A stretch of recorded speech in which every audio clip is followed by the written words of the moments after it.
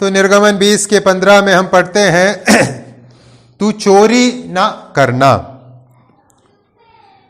तू चोरी ना करना, यह 8वीं आज्ञा है जो परमेश्वर ने हमें इन 10 आज्ञाओं के अंतर्गत दिया है। हमने जैसे बार बार दोहराया है पहले, हम 10 आज्ञाओं को 2 भागों में विभाजित करते हैं। पहला भाग जिसमें परमेश्वर के साथ हमारे संबंध की चर्चा हुई है, दूसरा भाग जहां अन्य व्यक्तियों के साथ आपस में हमारे संबंध की चर्चा हुई है। तो हम दूसरे भाग में हैं, लेकिन दूसरे भाग को भी जब हम ध्यानपूर्वक देखते हैं, इस आयत या इस आज्ञा से हम इस दूसरे भाग में भी एक अलग भाग में प्रवेश कर रहे हैं। इससे पहले के 7 आज्ञाओं को जब आप पढ़ते हैं वचन में, हम पाते हैं कि इन 7 आज्ञाओं का, इससे पहले जो 7 आज्ञाएं हैं, उन 7 आज्ञाओं के उल्लंघन करने वाले व्यक्ति को कौन सा दंड मिलता है?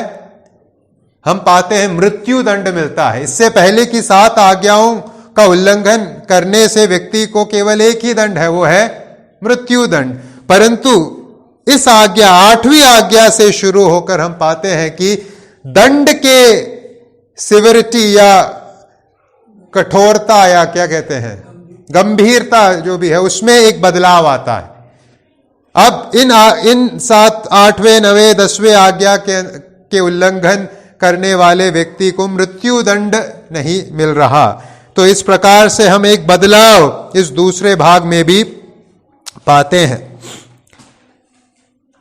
इस आज्ञा में जाने से पहले और एक टिप्पणी जो मैं आपके सामने रखना चाहता हूं, वो यह है, जब हम इन आज्ञाओं को पढ़ते हैं, जो अब सीखते आए हैं, हम पाते हैं किस प्रकार से पाप ने मेरे और आपके जीवन में एक अंधकार को भर दिया है।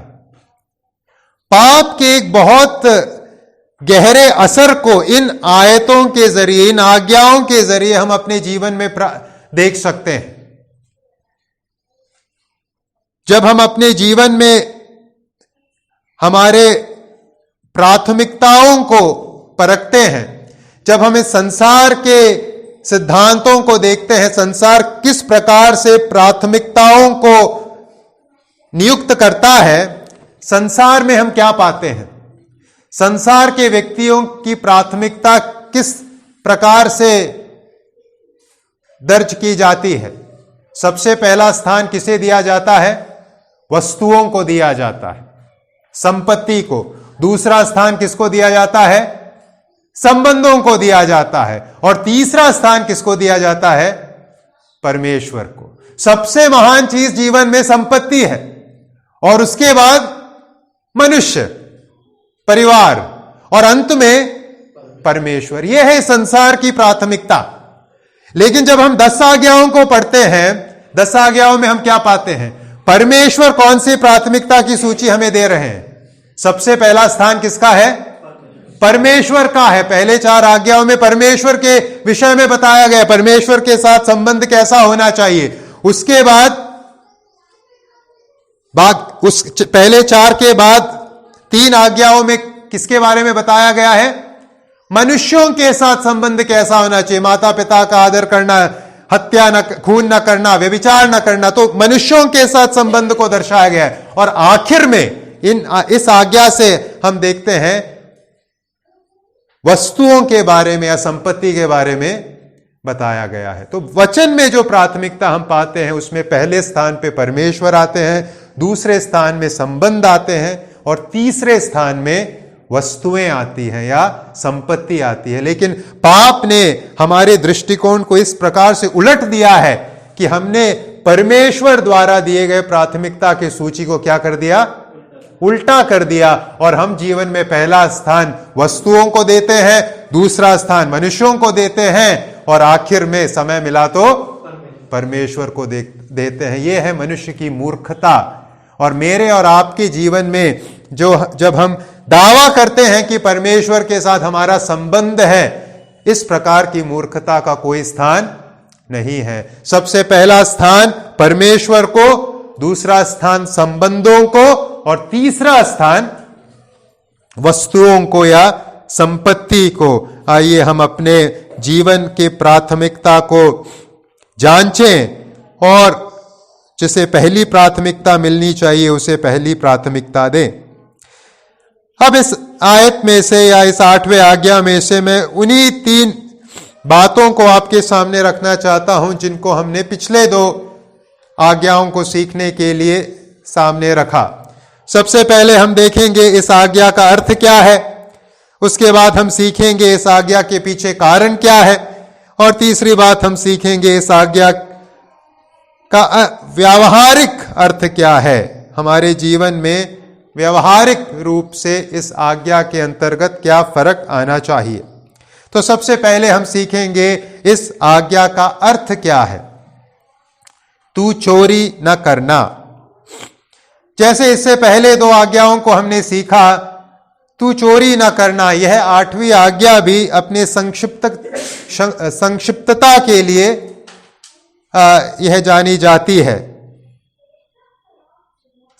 सरल भाषा में परमेश्वर हमसे कहते हैं नो स्टीलिंग, या हिंदी में 2 शब्दों में समा नहीं पाएंगे, कोई चोरी नहीं, चोरी नहीं, उस प्रकार से है इसका मूल अर्थ।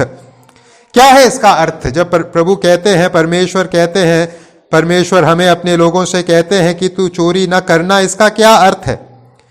जहां तक इस आज्ञा के अर्थ का सवाल है, हम पाते हैं कि यहां स्पष्ट रूप से किसी बात को मना किया गया है और इसमें एक कर्तव्य समाया हुआ है। जब हम इस आज्ञा के अर्थ को समझने का प्रयत्न करते हैं, इस आज्ञा में स्पष्ट रूप से कुछ मना किया गया है, लेकिन उस मनाही में एक उत्तरदायित्व या ड्यूटी छिपी हुई है। तो क्या मना किया गया है इस आज्ञा के अंतर्गत? स्पष्ट है, लिखा गया है तू चोरी न करना। चोरी न करना, चोरी न करने से क्या तात्पर्य है? यह आज्ञा हर उस प्रकार से धन अर्जित करने के प्रयत्न को या संपत्ति अर्जित करने के प्रयत्न को मना करती है जो प्रयत्न परमेश्वर के व्यवस्था अनुसार सही नहीं है। या इस आज्ञा का अर्थ क्या है? इस आज्ञा का अर्थ है कि व्यक्ति अधर्मी रीति से किसी अन्य व्यक्ति के सामान पर हाथ न रखे। या सरल भाषा में हम कहेंगे तो चोरी न करने का अर्थ क्या है? हम किसी अन्य की चीज को, किसी अन्य के वस्तु को अपना बना ले, वो है चोरी न करने से। चोरी से तात्पर्य हम अन्य किसी के वस्तु को अपना बनाए। तो चोरी न करने का अर्थ है अन्य किसी के वस्तु को हम अपना नहीं बना सकते, हमें ऐसा करने की छूट नहीं है।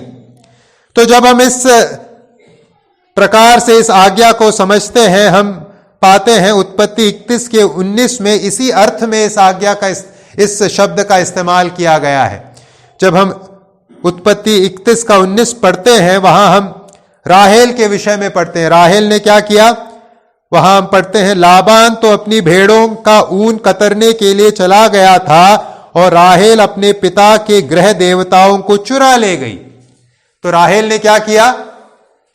अपने पिता के गृह देवताओं को बिना पिता के जानकारी के अपना बना लिया। वो है चोरी जो राहेल ने किया। और इस आज्ञा का मूल अर्थ वही है कि हम किसी अन्य के वस्तु को अपना न बनाएं, अन्य के वस्तु को अपना बनाकर अपनी संपत्ति को बढ़ाने की छूट परमेश्वर हमें नहीं देते। लेकिन जब हम इस आज्ञा के अर्थ को सीखने का प्रयत्न करते हैं, इस आज्ञा का अर्थ केवल अन्य के वस्तुओं को अपना न बनाना तक सीमित नहीं है, परंतु कपटतापूर्ण किसी अन्य के वस्तु को अपने साथ रखना या किसी अन्य के वस्तु को बिगाड़ना लापरवाही से या उसकी उपेक्षा से, गैर जिम्मेदारी बरतना अन्य किसी के वस्तु के प्रति, वो भी अर्थ इस आज्ञा में समाया हुआ है। हमने किसी का कोई सामान लिया और क्या किया, उसे खराब कर दिया, या कपटतापूर्ण रीति से उसे क्या कर दिया, अपना बना लिया। कुछ सामान हमने किसी से मांगा, उसने हमें दिया, लेकिन हमने क्या किया, उसे लौटाने के इरादे से नहीं मांगा, उसे अपना बनाने के इरादे से मांगा। तो हमने कहा चोरी तो नहीं की, हमने किसी का बिना इजाजत उठाया तो नहीं है, लेकिन किस इरादे से उठाया है, किसी अन्य के वस्तु को हम अपना बना ले। तो वह भी एक पहलू इस आज्ञा के अर्थ में हम पाते हैं। हम इसे पढ़ते हैं व्यवस्था विवरण 22 के 1 से 4 में। व्यवस्था विवरण 22वां अध्याय 1 से 4 हम पढ़ते हैं, तू अपने भाई के गाय बैल व भेड़ बकरी को भटकी हुई देखकर अनदेखी न करना, उसको अवश्य उसके पास पहुंचा देना। परंतु यदि तेरा वह भाई निकट न रहता हो व तू उसे न जानता हो, तो उस पशु को अपने घर के भीतर ले आना, और जाकर तेरा वह भाई उसको न ढूंढे तब तक वह तेरे पास रहे, और जब तक वह उसे ढूंढे तब उसको दे देना। और उसके गधे व वस्त्र के विषय वरन उसकी कोई वस्तु क्यों न हो जो उससे खो गई हो और तुझको मिले, उससे उसके विषय में भी ऐसा ही करना। तू देखी अनदेखी न करना। तू अपने भाई के गधे व बैल को गिरा हुआ देखकर अनदेखी न करना, उसे उठाने में अवश्य उसकी सहायता करना। यानी किसी भी रीति से हमें अन्य किसी के वस्तु को अपना बनाने की छूट नहीं है। अगर हमें राह चलते एक 10 रुपए का नोट मिल रहा है, 100 रुपए का नोट मिल रहा है, उसे उठाना क्या है, उसे उठाना चोरी है, क्योंकि हम क्या कर रहे हैं, अन्य किसी के वस्तु को अपना बना रहे हैं। वो वस्तु मेरी नहीं है, अन्य की है, मुझे मालूम है, लेकिन मैं क्या कर रहा हूं, इस बहाने कि अन्य को तो ये मिलेगा नहीं, तो ये मेरा ही सही, हम उसे उठा रहे हैं। और अपने आप को दिलासा देने के लिए कहेंगे इससे मैं कुछ नेक काम कर दूंगा, मैं अपने पॉकेट में नहीं रखूंगा, अन्य किसी को दे दूंगा। नहीं, हमें अन्य किसी के वस्तु को अपना बनाने की छूट नहीं है। जहां तक इस आज्ञा में निहित ड्यूटी का सवाल है, उत्तरदायित्व का सवाल है, हमने कहा इस आज्ञा में केवल मनाही नहीं है, लेकिन उस मनाही के अंतर्गत हमें एक उत्तरदायित्व भी सौंपा जा रहा है। तो क्या है उत्तरदायित्व जो इस आज्ञा के अंतर्गत हमें सौंपा जा रहा है? हमें यहां यह उत्तरदायित्व इस आज्ञा के अंतर्गत सौंपा जा रहा है कि अन्य किसी के संपत्ति को कायम रखना हमारी जिम्मेदारी है। हम अन्य किसी के संपत्ति को बिगाड़ने में किसी प्रकार का कार्य न करें। अन्य किसी के संपत्ति को कायम रखना हमारी जिम्मेदारी है, जितना हमसे बनता है उतना। देखिए, परमेश्वर ने संपत्ति रखने की छूट हमें दी है। परमेश्वर ने हमें यह छूट दिया है कि हम अपनी संपत्ति कमा सकते हैं, हम घर कमा सकते हैं, बना सकते हैं, हम खेत कमा सकते हैं, खरीद सकते हैं, हम जीवन के लिए आवश्यक संपत्ति को इकट्ठा कर सकते हैं। इस बात की छूट परमेश्वर हमें दे रहे हैं। और इस आज्ञा के अंतर्गत परमेश्वर हमसे कह रहे हैं कि हमारा एक कर्तव्य है कि एक व्यक्ति ने जो संपत्ति अपना बनाया है, हम उस संपत्ति का आदर करें, उसको किसी प्रकार से हानि पहुंचाने का प्रयत्न न करें। अन्य हर किसी को परमेश्वर ने जो संपत्ति कमाने की छूट दी है, उस छूट को हमें बरकरार रखना है। उसे किसी प्रकार से उसमें किसी प्रकार से हमें क्या कहेंगे, उस छूट को बिगाड़ने का प्रयत्न हमें नहीं करना। हमें अन्य किसी के संपत्ति के प्रति किसी प्रकार के चाह को नहीं रखना। हमें अन्य किसी के संपत्ति में किसी प्रकार के दोष लाने का प्रयत्न नहीं करना, और अन्य किसी के संपत्ति के प्रति एक अनुचित इंटरेस्ट हमारे अंदर, या अनुचित इंटरेस्ट को क्या कहते हैं, रुचि, एक अनुचित रुचि अन्य किसी के संपत्ति के प्रति हमारे अंदर नहीं होनी चाहिए। अगर हम किसी के संपत्ति के बारे में इच्छा चाह रखते हैं, अगर हम किसी के संपत्ति को बिगाड़ने के लिए सोच रहे हैं, अगर हम किसी के संपत्ति के प्रति अनुचित रुचि रखते हैं, हम इस आज्ञा का क्या कर रहे हैं? उल्लंघन कर रहे हैं। जैसा किसी ने कहा है कि इस 8वें आज्ञा के द्वारा प्रभु क्या कर रहे हैं? मनुष्य के संपत्ति के चारों तरफ बाड़ा बांध रहे हैं, और जो उस बाड़े को तोड़ेगा वो पाप करेगा। परमेश्वर ने हर एक व्यक्ति को संपत्ति रखने की छूट दी है, और उस छूट को हमें क्या करना है? कायम रखना है। उस छूट के विरुद्ध हमें कोई कार्य नहीं करना। हमें मालूम है जिस संसार में हम जीते हैं, उस संसार की विशेषता है कि वह दूसरों के संपत्ति पर बहुत रुचि लेता है कि दूसरे के पास क्या है।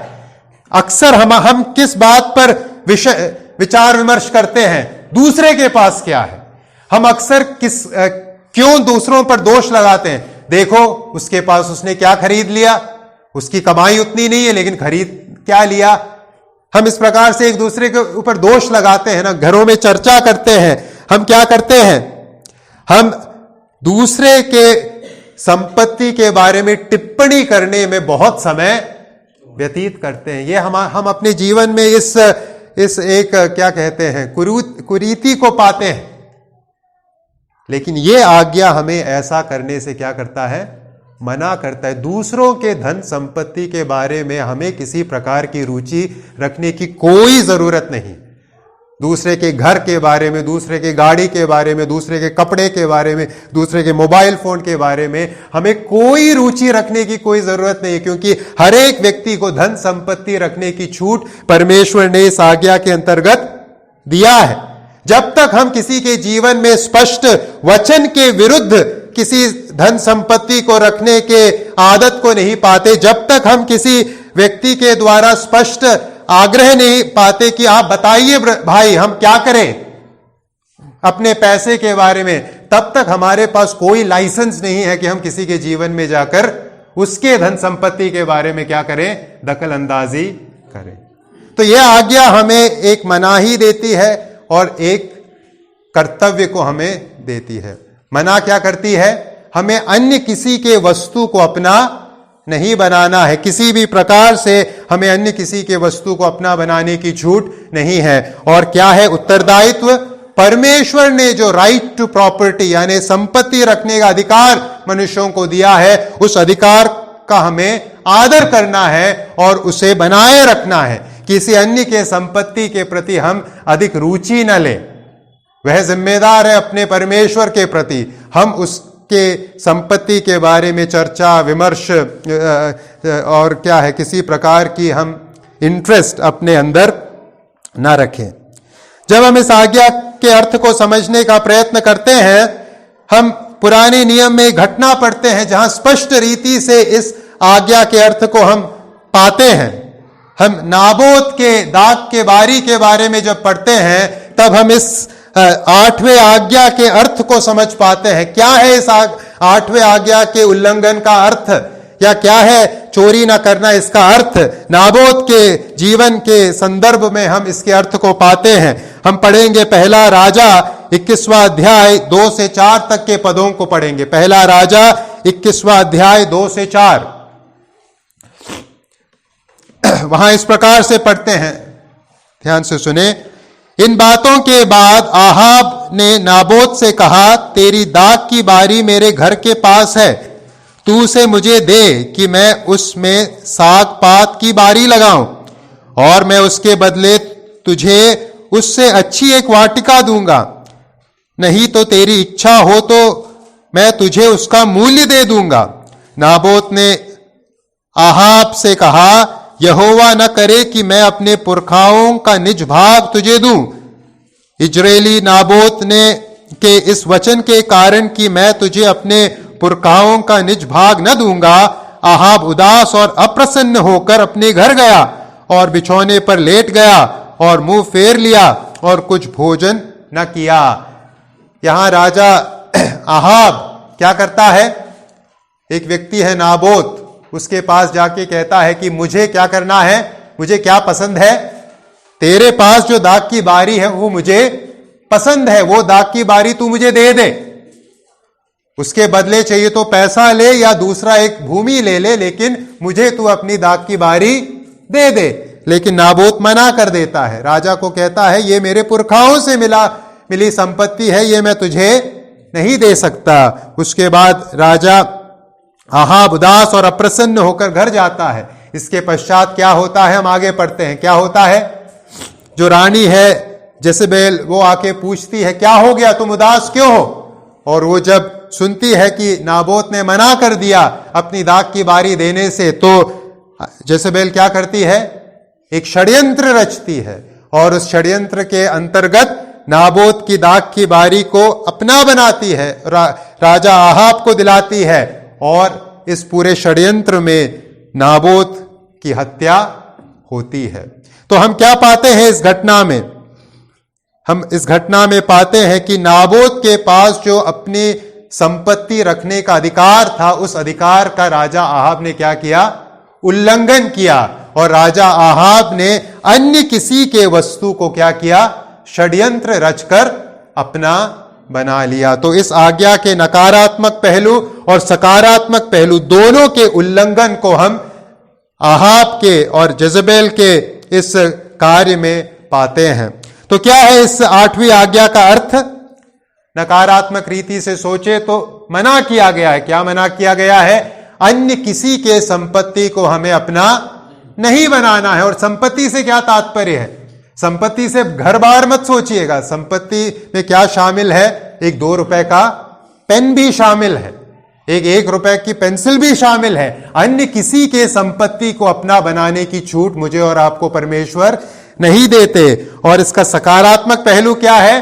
परमेश्वर ने जो राइट टू प्रॉपर्टी या संपत्ति रखने का अधिकार मनुष्य को दिया है, उस अधिकार को हमें बनाए रखना है, उसका उल्लंघन नहीं करना, हमें उसका सम्मान करना है और अन्य किसी के इस संपत्ति रखने के अधिकार को बिगाड़ने का प्रयत्न हम न करें। तो यह है इस आज्ञा का 8वें आज्ञा का अर्थ।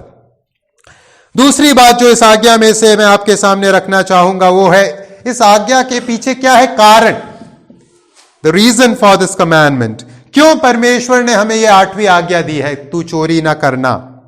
क्या है परमेश्वर के का उद्देश्य जब प्रभु ने हमें यह आज्ञा दिया है?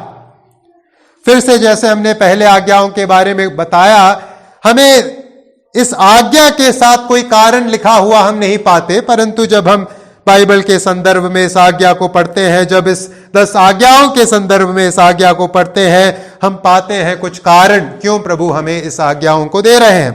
पहला कारण वही कारण है जिस कारण के चलते परमेश्वर ने इन सोशल कमांडमेंट्स या सामूहिक आज्ञाओं को हमें दिया है। क्यों प्रभु ने कहा है तू अपने माता पिता का आदर करना? क्यों प्रभु ने कहा है तू खून न करना? क्यों प्रभु ने कहा है तू व्यभिचार न करना? उसी कारण के चलते प्रभु ने कहा है तू चोरी न करना। क्या है कारण? समाज के हित के लिए प्रभु ने कहा है तू चोरी न करना।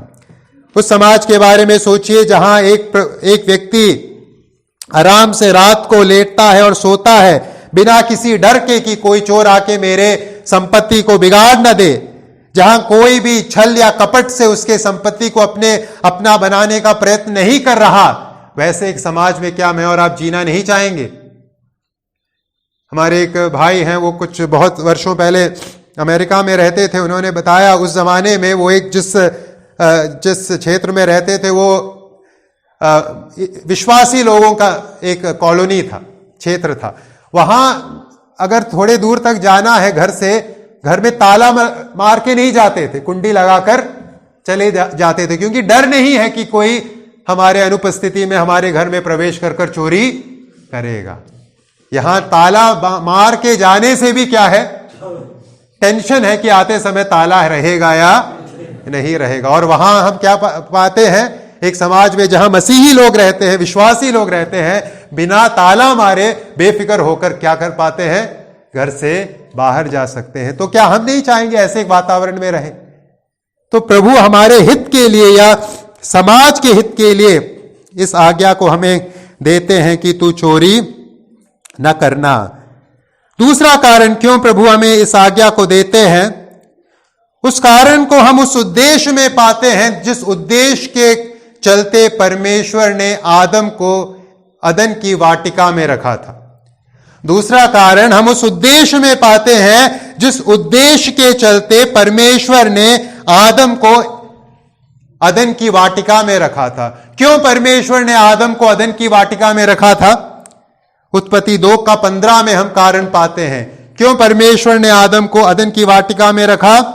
वहां हम पढ़ते हैं उत्पत्ति 2:15, तब यहोवा परमेश्वर ने आदम को लेकर अदन की वाटिका में रख दिया कि वह उसमें काम करे और उसकी रक्षा करे। परमेश्वर ने क्यों आदम को अदन की वाटिका में रखा? अदन की वाटिका कैसा स्थान था? वहां हर प्रकार के पेड़ पौधे और सब प्रकार का फल सब कुछ मौजूद था, लेकिन परमेश्वर ने आदम को वहां क्यों रखा? ताकि वह क्या करे? काम करे, मेहनत करे, और जो वाटिका परमेश्वर ने उसे दी है उसकी वह रक्षा करे। तो जहां तक मेहनत करने के सिद्धांत का सवाल है, हम पाते हैं कि परमेश्वर ने मनुष्य को मेहनत करने का सिद्धांत सृष्टि की रचना के समय से दिया हुआ है। जहां तक मेहनत करने के सिद्धांत का सवाल है, मेहनत करने की जरूरत पाप के चलते नहीं आई है संसार में। मेहनत करने की जरूरत पाप के चलते नहीं आई है। मेहनत करने की जरूरत परमेश्वर के मनुष्य के लिए जो मूल इच्छा है उसके अंतर्गत आती है, और परमेश्वर ने मेहनत का सिद्धांत मनुष्य को दिया है। और इसी कारण में हम पाते हैं कि क्यों परमेश्वर ने यह 8वीं आज्ञा हमें दी है। 8वीं आज्ञा परमेश्वर ने हमें इसलिए दी है क्योंकि परमेश्वर क्या चाहते हैं हमसे, कि हम भी आदम के माफिक मेहनत करें, परिश्रम करें और अपने संपत्ति को कमाएं। परमेश्वर ने यह 8वीं आज्ञा हमें इसलिए दी है क्योंकि परमेश्वर चाहते हैं, परमेश्वर ने मेहनत और परिश्रम उस माध्यम के रूप में रखा है जिसके जरिए मनुष्य क्या प्राप्त करे? धन संपत्ति अर्जित करे, और अन्य किसी गलत मार्ग का इस्तेमाल न करे धन संपत्ति अर्जित करने के लिए। तो इस 8वीं आज्ञा के पीछे जो दूसरा कारण है वो यह है कि मनुष्य मेहनत करे और अपनी धन संपत्ति प्राप्त करे, ना कि चोरी करे और दूसरों का सामान अपना बनाए और अपनी धन संपत्ति को बढ़ाए। क्या है चोरी करने का विपरीत? Opposite of stealing. क्या है चोरी का विपरीत?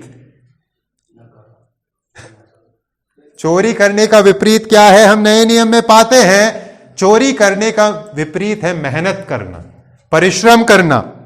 इफिसियों 4:28 में हम पढ़ते हैं, इफिसियों 4:28 नए नियम में जब हम आते हैं, इफिसियों 4:28 में लिखा है, चोरी करने वाला फिर चोरी ना करे, वरन भले काम करने में अपने हाथों से परिश्रम करे, इसलिए कि जिससे प्रयोजन हो उसे देने को उसके पास कुछ हो।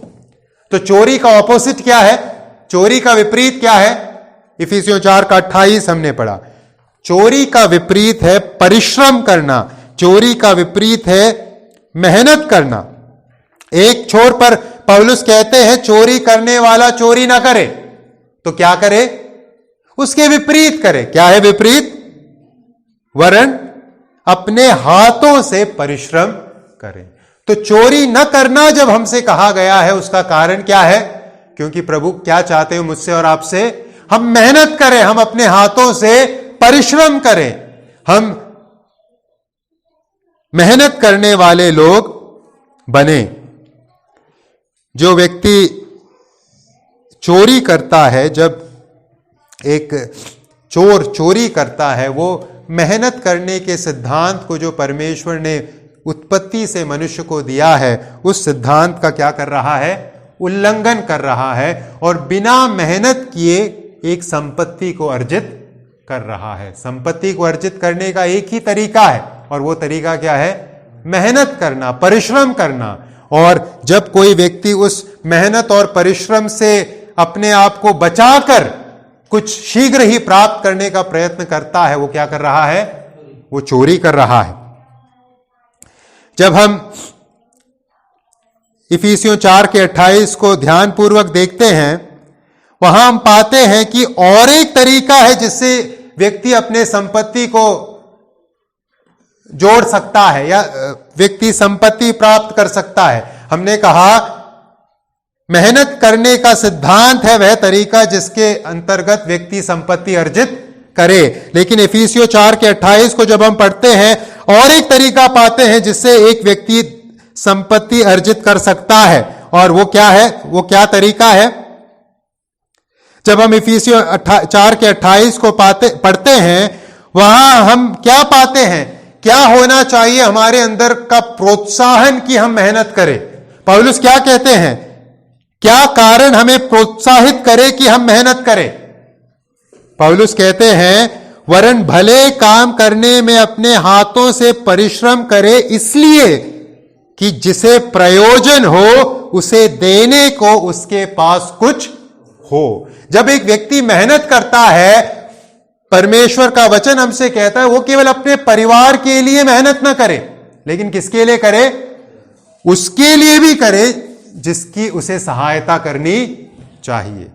जब मैं मेहनत करता हूं, मेरे परिवार में जितने सदस्य हैं केवल उनको ध्यान में रख के मैं मेहनत ना करूं, लेकिन इस इच्छा से मेहनत करूं, इस प्रोत्साहन से मेहनत करूं कि मेरे पास और ज्यादा आए, ताकि मैं उनका भी मदद कर सकूं जिनके पास है नहीं, जिनके पास जरूरत है। तो एक प्रेम का सिद्धांत भी हम पाते हैं जिसके द्वारा हम संपत्ति अर्जित कर सकते हैं। प्रेम के सिद्धांत जिसके जरिए कोई किसी को क्या करता है? गिफ्ट देता है और उपहार देता है, और प्राप्त किया हुआ उपहार क्या होगा? उसकी संपत्ति होगी, एक जायज संपत्ति होगी। तो व्यक्ति मेहनत करके संपत्ति अर्जित कर सकता है, उपहार प्राप्त करके संपत्ति अर्जित कर सकता है। या दो तरीका जो परमेश्वर ने रखा है जिससे व्यक्ति संपत्ति अर्जित करे, दो सिद्धांत। पहला सिद्धांत मेहनत का और दूसरा सिद्धांत प्रेम का। हम नीति वचन 19 के 14 में इस प्रकार से पढ़ते हैं, नीति वचन 19 का 14, घर और धन पुरखाओं के भाग में, परंतु बुद्धिमती पत्नी यहोवा ही से मिलती है। वहां क्या कहा गया है? घर और धन कहां से आ रहा है? पुरखों से मिल रहा है ना। लेकिन वो उस घर और उस धन को प्राप्त करने के लिए मैंने मेहनत नहीं की। मुझे कहां से मिला?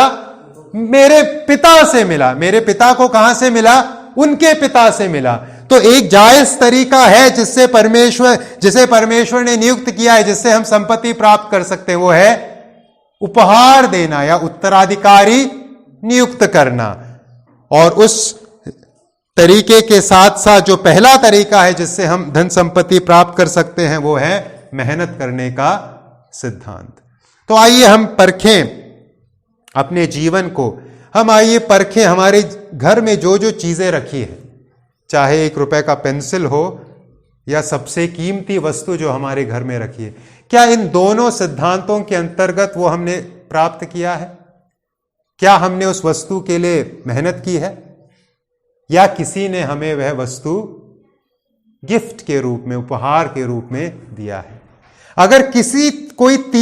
अगर हमारे पास जो जो वस्तुएं हैं, घर में जो जो वस्तुएं हैं, वो इन दोनों सिद्धांतों में से, दोनों क्या कहते हैं, मापदंडों में खरी नहीं उतरती, फिर हम क्या कर रहे हैं? इस 8वें आज्ञा का उल्लंघन कर रहे हैं। या तो हमने मेहनत की होनी चाहिए उस वस्तु के लिए, या तो हमें किसी ने वह उपहार के रूप में दिया होना चाहिए। तीसरा और कोई विकल्प नहीं है, तीसरा और कोई मापदंड नहीं है। तो आइए हम अपने जीवन को परखें कि मेरे पास जो है वो क्या मेरे मेहनत से है या किसी के उपहार से है। अन्य कोई कारण से है तो हमें वो लौटाना है, क्योंकि हम इस आज्ञा का उल्लंघन कर रहे हैं। तो 2 मार्ग जो परमेश्वर ने स्थापित किए हैं जिससे एक व्यक्ति अपना संपत्ति अर्जित करे, पहला है मेहनत का मार्ग और दूसरा है प्रेम का मार्ग, जब कोई उसे एक उपहार के रूप में संपत्ति या कुछ भी दे दे। जब हम अपने जीवन में पाते हैं, जीवन को परखते हैं, सबसे महंगी चीज मेरे और आपके पास क्या है? सबसे महंगी चीज मेरे और आपके पास क्या है? उद्धार है, पापों से क्षमा, नरक के उस भीकर दंड से मुक्ति। यह कीमती उद्धार मुझे और आपको कैसे मिला? हमने ये परिश्रम करके कमाया नहीं है। ये कैसे मिला? जैसे हम इफिसियों 2 के 8 और 9 में पढ़ते हैं, क्योंकि विश्वास के द्वारा अनुग्रह ही से तुम्हारा उद्धार हुआ है, और ये तुम्हारी ओर से नहीं वरन परमेश्वर का दान है, और न कर्मों के कारण, ऐसा न हो कि कोई घमंड करे। तो परमेश्वर ने दान दिया, परमेश्वर ने गिफ्ट किया, तब जाके ये कीमती उद्धार मेरा और आपका हुआ। तो यह एक जायज तरीका है, प्रेम का तरीका, जिससे हम अपनी संपत्ति बना सकते हैं। तो आइए हम अपने जीवन को परखें और जांचें क्या हम इन दोनों मापदंडों में खरे उतर रहे हैं या नहीं। तीसरा कारण जो मैं आपके सामने रखना चाहता हूं, क्यों परमेश्वर ने यह 8वीं आज्ञा हमें दी है। पहला कारण हमने बताया समाज के हित के लिए। दूसरा कारण बताया क्योंकि परमेश्वर ने संपत्ति एकत्रित करने का तरीका नियुक्त किया है। तरीका क्या है? परिश्रम और प्रेम। तीसरा जो कारण हम पाते हैं, परमेश्वर साम्यवाद की अनुमति नहीं देता, इसलिए परमेश्वर ने यह आज्ञा हमें दी है। साम्यवाद मालूम है आपको? कम्युनिज्म, वामपंथी दल, भारत में कम्युनिस्ट पार्टी है। कम्युनिज्म या साम्यवाद का अर्थ क्या है? कम्युनिज्म या साम्यवाद क्या सिखाता है? वह कहती है कि कोई भी निजी संपत्ति नहीं रख सकता, सब संपत्ति क्या होना चाहिए? साझे का होना चाहिए। कोई भी निजी संपत्ति नहीं रख सकता, सब संपत्ति क्या होना चाहिए? साझे का, कॉमन होना चाहिए, कॉमन प्रॉपर्टी। और जब हम इस आज्ञा को पढ़ते हैं, इस आज्ञा में परमेश्वर इस साम्यवाद के सिद्धांत का क्या कर रहे हैं? खंडन कर रहे हैं। परमेश्वर किसी प्रकार के साम्यवाद की अनुमति नहीं दे रहा। परमेश्वर साझे में सब सामान रखना चाहिए, इस प्रकार से हमें नहीं सिखा रहे। क्योंकि अगर साझे में सब सामान है, सब संपत्ति है, फिर किसी का संपत्ति लेने का प्रश्न ही उदय नहीं होता, चोरी करने का प्रश्न ही उदय नहीं होता, क्योंकि किसी के पास निजी संपत्ति है ही नहीं, सब संपत्ति साझे की संपत्ति है। तो इस संसार में अलग अलग विचारधाराएं हैं कि संपत्ति किस प्रकार से वितरित होनी चाहिए। कैपिटलिज्म है, सोशलिज्म है, कम्युनिज्म है। परमेश्वर कम्युनिज्म या साम्यवाद की अनुमति नहीं देते। ये जो 8वीं आज्ञा है स्पष्ट रूप से उस सिद्धांत के विपरीत है। हमें इस बात को कहने की आवश्यकता क्यों पड़ी कि परमेश्वर साम्यवाद की अनुमति नहीं देते? हमें इस बात को कहने की आवश्यकता इसलिए पड़ी क्योंकि कई बार जब हम प्रेरितों के काम 2 अध्याय के 44वें आयत को पढ़ते हैं, हमें लगता है कि शायद साझे में सब कुछ होना आवश्यक है, साझे में सब कुछ रखना अच्छी बात है, हमें लग सकता है। जब हम प्रेरितों के काम 2 का 44 पढ़ते हैं, वहां हम क्या पाते हैं? जब पेंतेकोस्त के दिन के विषय में हम पढ़ते हैं, जब लोगों ने वचन सुना और कई तादाद में लोग विश्वास में आए, प्राचीन कलीसिया की स्थापना हुई, वहां हम प्राचीन कलीसिया के बारे में पढ़ते हैं, और वे सब विश्वास करने वाले इकट्ठे रहते थे और उन सब की सब वस्तुएं साझी की थी, उन सब की सब वस्तुएं साझे की थी। तो यरूशलेम में विश्वासियों ने क्या किया? अपने वस्तुओं को बेचा और धन संपत्ति प्रेरितों के अगुओं के सामने रख दिया, और जिसकी जो जरूरत है उसको वितरित करने लगे। तो ये वचन पढ़ते समय शायद हमें लगेगा, हम आज क्यों ऐसा क्यों नहीं कर रहे?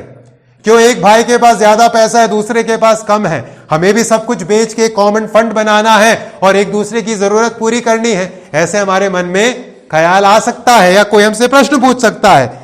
लेकिन इस वचन को, प्रेरितों 2 के 44 को साम्यवाद के रूप में ना समझे। यहां प्रभु साम्यवाद के विषय में नहीं बता रहे। इस वचन का अर्थ क्या है? जब हम 45वें आयत को पढ़ते हैं, हम उसे पाते हैं 44वें आयत प्रेरितों 2 के 44 का अर्थ प्रेरितों 2 के 45 में पाते हैं। क्या है 2 का 45? और वे अपनी अपनी संपत्ति और सामान बेच बेच कर जैसी जिसकी आवश्यकता होती थी बांट दिया करते थे। वहां हम साम्यवाद नहीं देख रहे हैं। साम्यवाद में क्या होता है? प्रशासन कहता है, स्टेट कहता है कि कोई अपना निजी संपत्ति नहीं रख सकता। नियम है कि सब क्या करें? राज्य को अपना संपत्ति दे दे और राज्य आवश्यकता अनुसार लोगों को वो वितरित करेगा। लेकिन यहां क्या हो रहा है?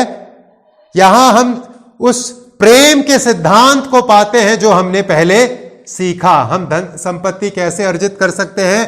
प्रेम के सिद्धांत के चलते। तो यहां शुरुआती कलीसिया के लोगों ने क्या किया? अपनी निज संपत्ति को अन्य विश्वासियों की आवश्यकताओं को देखकर पूरा करने हेतु स्वेच्छा से प्रेम पूर्वक बेचा और उनकी आवश्यकता के लिए दे दिया। उन्होंने कभी भी किसी दबाव में या किसी नियम के अनुसार यह नहीं किया, परंतु स्वेच्छा से किया और प्रेम के चलते किया। इसीलिए जब पत्रस अनन्यास से पूछते हैं उसके संपत्ति के विषय में प्रेरितों 5 के 4 में, तब अनन्यास से पत्रस क्या कहते हैं? अनन्यास कौन है मालूम है ना आपको? अनन्यास और सफीरा एक दंपति है जिन्होंने अपने संपत्ति को भी बेचा, लेकिन पूरा भाग नहीं दिया। कुछ भाग अपने पास रखा और पूरा रकम दे रहे हैं जताकर प्रेरितों के हवाले सौंपा। तब पत्रस ने उससे पूछा, क्या पूछा? क्या मनुष्य परमेश्वर को धोखा दे सकता है? देखो तुम मुझको धोखा देते हो। नहीं, सॉरी, 5 का 4 पत्रस पूछते हैं, जब तक वह तेरे पास रही क्या तेरी न थी?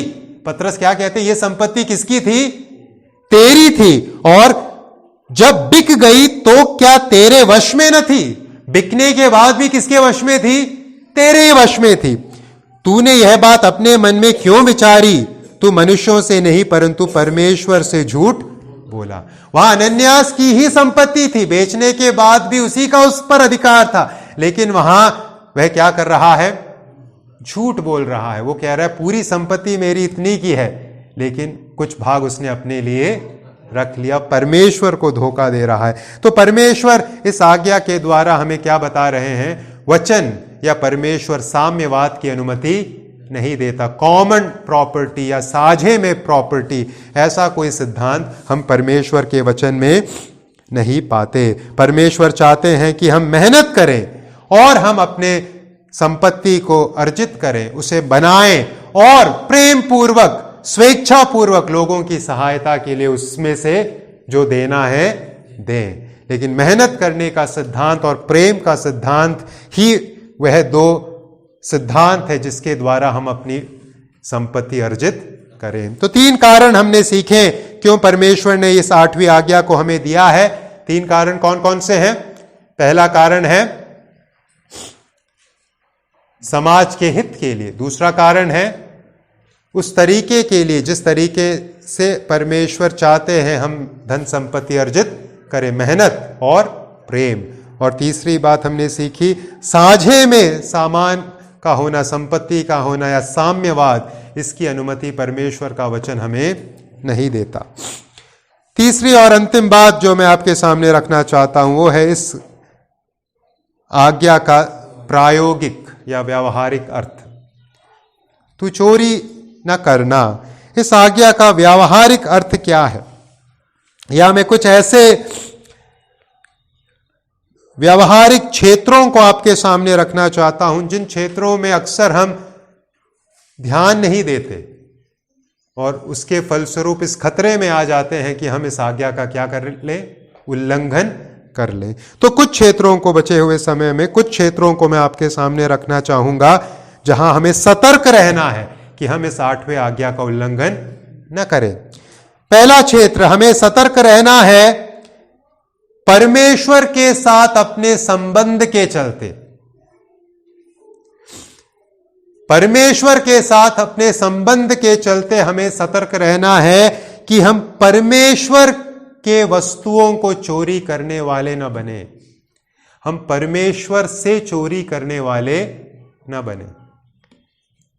परमेश्वर से चोरी करने से क्या तात्पर्य? क्या हम परमेश्वर से चुरा सकते हैं? मलाकी उसके 3:8 में हम पढ़ते हैं, मलाकी 3:8, वहां परमेश्वर इस्राएल के विरुद्ध आरोप ला रहे हैं कि इस्राएल ने परमेश्वर के विरुद्ध क्या किया है? परमेश्वर कहते हैं मलाकी 3:8 में, क्या मनुष्य परमेश्वर को धोखा दे सकता है?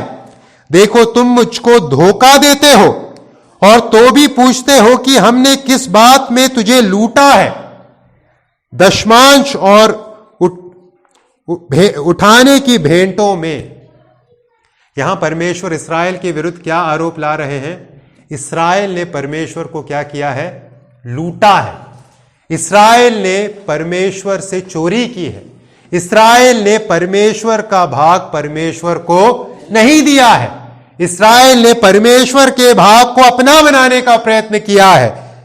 इस्राएल परमेश्वर को लूटने के पहलू में दोषी था। और यह लूटने से क्या तात्पर्य है? जो दशवांश और जो भेंट इस्राएल को चाहिए था कि वह परमेश्वर को चढ़ाए, वह दशवांश और वह भेंट इस्राएल ने परमेश्वर को नहीं चढ़ाया। दशवांश का अर्थ समझते हैं ना आप? जो कमाई है उसका 10वां भाग। और भेंट अलग अलग प्रकार के भेंट थे जो इस्राएलियों को परमेश्वर ने बताया था। लेव्यावस्था के पुस्तक को हम पढ़ते हैं तो अलग अलग प्रकार के भेंटों के बारे में पढ़ते हैं। तो इस्राएलियों ने क्या नहीं किया? दशवांश देने से अपने आप को क्या कर दिया? अलग कर दिया। भेंट चढ़ाने से अपने आप को अलग कर दिया। यह सही है कि हम नए नियम के वाचा के अंतर्गत रहते हैं, नए वाचा के अंतर्गत रहते हैं। पुराने नियम में जिस प्रकार से दशवांश और भेंट हैं, उस प्रकार से आज नए नियम में कलीसिया में दशवांश और भेंट की पद्धति या सिद्धांत लागू नहीं होती। परंतु जहां तक परमेश्वर को देने का सवाल है, परमेश्वर को देने का सिद्धांत आज भी मेरे और आपके ऊपर लागू है। पौलुस क्या कहते हैं? 2 कोरिन्थी 9:7 में, 2 कोरिन्थी 9:7 में पौलुस कहते हैं, हर एक जन जैसा मन में ठाने वैसा ही दान करे, न कुड़कुड़ के और न दबाव से, क्योंकि परमेश्वर हर्ष से देने वाले से प्रेम रखता है।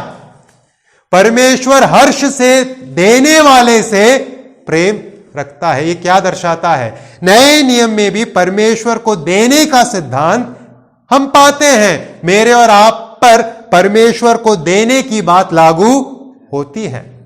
लेकिन पुराने नियम में जैसे एक प्रतिशत नियुक्त था, नए नियम में हम प्रतिशत नहीं पाते कि दशवांश देना है या 20% देना है या 23% देना है। जो भी है वैसा हम किसी प्रतिशत को नए नियम में नहीं पाते। परंतु नए नियम में हम क्या पाते हैं? जब आप 2 कोरिन्थी उसके 8वें और 9वें अध्याय को पढ़ेंगे, वहां हम कुछ सिद्धांतों के विषय में पढ़ते हैं जिसके अंतर्गत हमें परमेश्वर को देना है। क्या है सिद्धांत? हमें लिबरली देना है। लिबरली मतलब उदारता से परमेश्वर को देना है। हमें सैक्रिफिशियली देना है। हमें बलिदान पूर्वक परमेश्वर को देना है। हमें चीयरफुली देना है। हमें हर्ष के साथ परमेश्वर को देना है। हमें पर्पसफुली देना है। हमें सोच समझ के निर्णय लेके परमेश्वर को देना है। तो परमेश्वर को देने का सिद्धांत मुझ पर और आप पर लागू है। लेकिन हमें दशवांश नहीं देना। हमें कैसे देना है? हमें उदारता से देना है। 10% तक न रुके। उदारता से देने का मतलब क्या है? उदारता से देने का मतलब है आप ये नहीं पूछेंगे मुझे कितना देना है, आप पूछेंगे मैं कितना दे सकता हूं। वो है उदारता से देने का मतलब। हमें सैक्रिफिशियली बलिदान पूर्वक देना है। हमें इरादा बना के देना है। हमें हर्ष के साथ देना है। तो आइए हम अपने जीवन को परखें। परमेश्वर को देने के सिलसिले में जिस प्रकार से परमेश्वर ने इस्राएल पर आरोप लगाया, क्या मुझ पर और आप पर भी आरोप लगाएंगे? क्या हम परमेश्वर को देने से पीछे हटने वाले लोग हैं? जब हम वचन पढ़ते हैं परमेश्वर को किस प्रकार से दिया जाता है उसके विषय में हम पढ़ते हैं। परमेश्वर को देने से तात्पर्य क्या है? परमेश्वर को देने से तात्पर्य, या सरल भाषा में जो हम दान इकट्ठा करते हैं उसका उपयोग कैसा होना चाहिए? उसका उपयोग होना चाहिए, जब हम बाइबल पढ़ते हैं, जो जरूरतमंद है उनकी सहायता करने के लिए होना चाहिए। विशेषकर कलीसिया के संदर्भ में या विश्वासियों के संदर्भ में उसका इस्तेमाल होना चाहिए सेवकाई को आगे बढ़ाने के लिए। जो हम शिविर करते हैं, सुसमाचार प्रचार का कार्य करते हैं, उसके लिए हमें देना है। उसके लिए पैसा कहां से आएगा? जब मैं और आप उसके लिए देंगे। हमें उन लोगों का आदर करना है जो हमें वचन सिखाते हैं, जो अगुवाई करते हैं।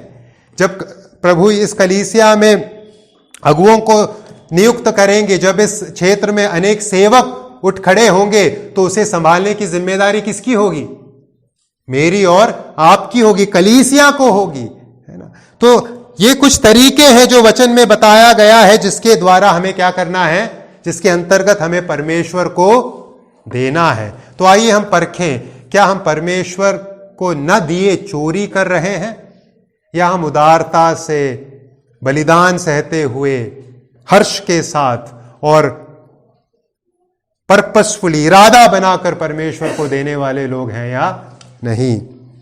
और एक क्षेत्र जहां हम परमेश्वर से चोरी करते हैं वो है विश्राम दिन के मामले में। विश्राम दिन के मामले में हमने चौथी आज्ञा को सीखा। चौथी आज्ञा क्या है? तो विश्राम दिन को पवित्र मानने के लिए स्मरण रखना, वो है परमेश्वर की आज्ञा। परमेश्वर ने कहा 6 दिन मैंने तुम्हें दिया है मेहनत करने के लिए, अपने उपयोग के लिए, लेकिन 7वां दिन इस्राएलियों के संदर्भ में और सप्ताह का पहला दिन हमारे संदर्भ में परमेश्वर ने अपने लिए मांगा है।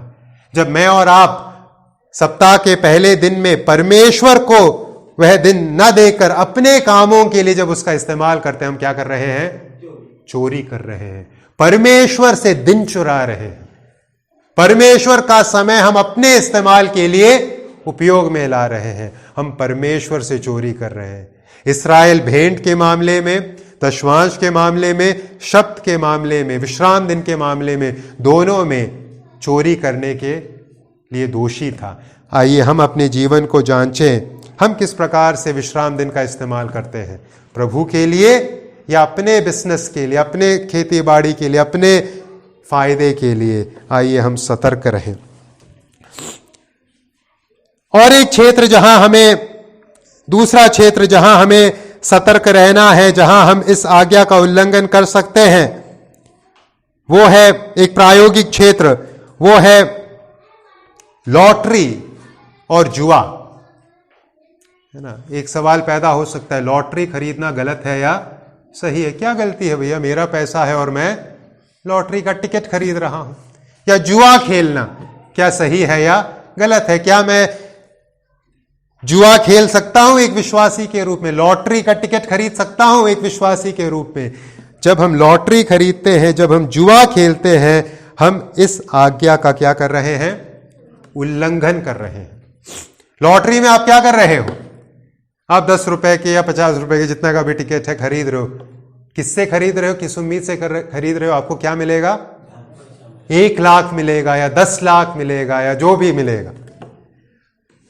परमेश्वर ने धन कमाने का कौन सा जरिया नियुक्त किया है? मेहनत और प्रेम। लॉटरी में ना मेहनत है ना प्रेम का सिद्धांत है। लॉटरी और जुआ मेरे और आपके लिए वर्जित है। जब हम लॉटरी और जुए में अपने आप को डालते हैं तो हम इस 8वीं आज्ञा का क्या कर रहे हैं? उल्लंघन कर रहे हैं। हम बिना मेहनत के कुछ कमाना चाहते हैं, जिसको कमाने के लिए प्रभु ने मेहनत का मार्ग निश्चित किया है। तीसरा क्षेत्र जहां हम इस आज्ञा का उल्लंघन करते हैं वो है जब हम मजदूरी में लोगों को रखते हैं या स्वयं मजदूरी में काम करते हैं। जब हम किसी को काम के लिए नियुक्त करते हैं या स्वयं हम काम करते हैं, उस क्षेत्र में भी हम इस आज्ञा का क्या कर सकते हैं? उल्लंघन कर सकते हैं। जब हम किसी को मेहनत के लिए, मजदूरी के लिए नियुक्त करते हैं, काम के लिए नियुक्त करते हैं, हम इस आज्ञा का उल्लंघन कैसे करते हैं? हम उनके बकाया मजदूरी को रोक कर। जब कोई मेहनत करता है, जैसे हमने याकूब में सीखा था, जब कोई मेहनत करता है और उसके मजदूरी को हम नहीं देते, हम इस 8वीं आज्ञा का क्या कर रहे हैं? उल्लंघन कर रहे हैं। और इसका विपरीत, जब हम किसी के लिए मेहनत करने जाते हैं, जब हम किसी के लिए काम करने जाते हैं और निष्ठा के साथ, विश्वास योग्यता के साथ मेहनत नहीं करते, हम क्या कर रहे हैं? हम चोरी कर रहे हैं, हम इस आज्ञा का उल्लंघन कर रहे हैं। तो ये कुछ प्रायोगिक क्षेत्र है जहां बिना सोचे बिना समझे हम कई बार इस आज्ञा का क्या कर बैठते हैं? उल्लंघन कर बैठते हैं। तो आइए हम सतर्क रहें अपने जीवन में, हम सतर्क रहें अपने जीवन में कि हम परमेश्वर के संदर्भ में चोरी न करें, जुआ और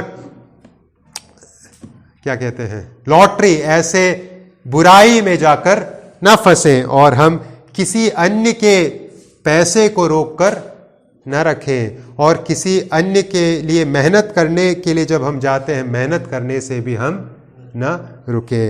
अगर हमने किसी का कुछ लिया है, उसे वापस देने की जिम्मेदारी हमारे ऊपर है। अगर हम किसी का लेते हैं और देते नहीं हैं, हम इस आज्ञा का क्या उल्लंघन करते हैं। कई बार क्या होता है, छोटी छोटी वस्तुएं किसी की हमारे पास आ जाती है, हम बोलते हैं अब इसे क्या लौटाएं, है ना।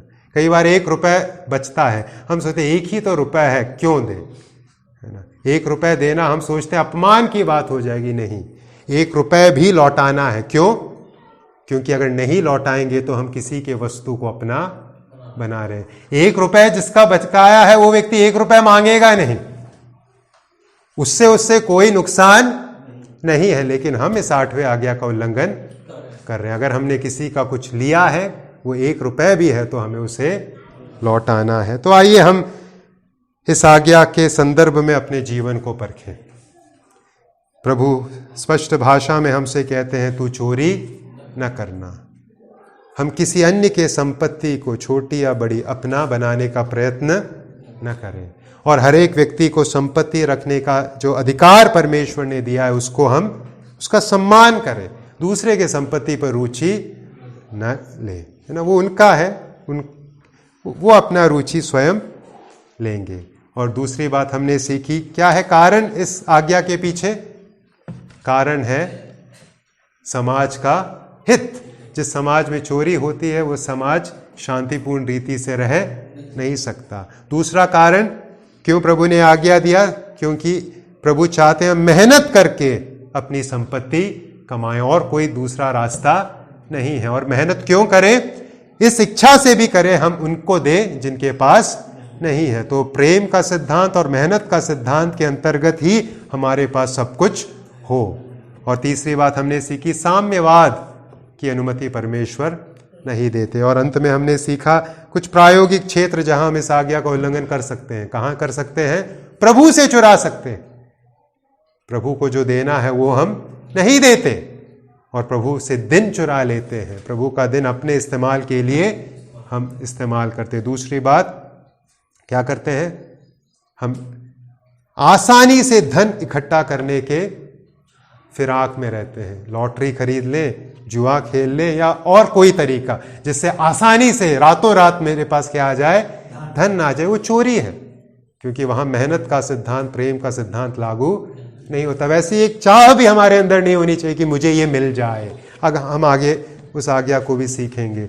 और अंत में हमने सीखा, जब हम किसी के लिए मेहनत करते हैं तब चोरी ना करें, 100% मेहनत करें। और किसी को मेहनत के लिए रखते हैं, उसका एक दिन भी बकाया अपने पॉकेट में ना रखें। किसी अन्य का 1 रुपए भी हम अपने पॉकेट में